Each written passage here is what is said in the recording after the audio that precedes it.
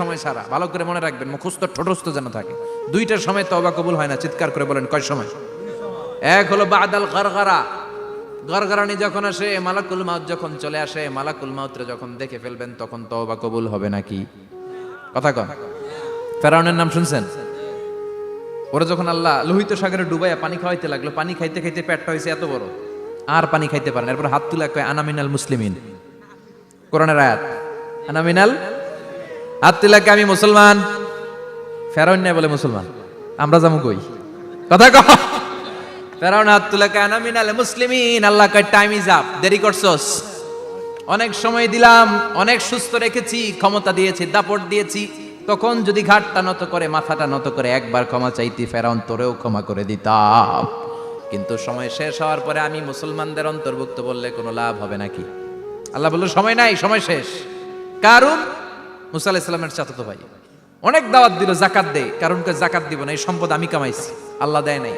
মুসা আলাইহিস সালাম বললেন তাহলে আযাবের অপেক্ষা কর।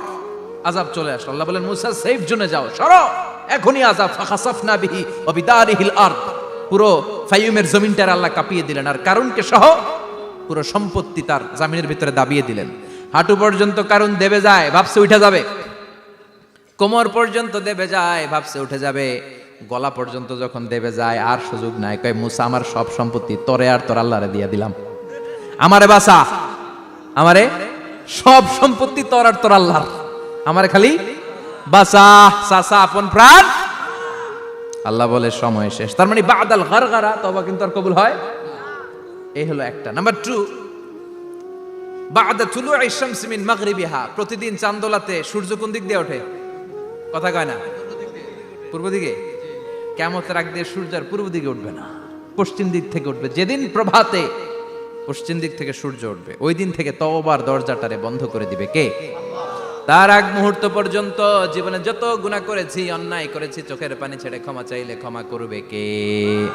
শয়তান আল্লাহরে চ্যালেঞ্জ দিছে, আল্লাহ তুমি আমারে জাহান্নামে পাঠাবা, আমিও তোমার বান্দা করে লয়ে একসাথে জামাতে ঢুকমু, একা ঢুকবো না, একা যাব না, তোমার বান্দাদেরকে সবগুলারে জাহান্নামী বানায়া তারপরে ঢুকমু। তোমার চ্যালেঞ্জ দিলাম, একটারও জান্নাতে ঢুকাইতে পারবা? আল্লাহ কই তুই আমার চ্যালেঞ্জ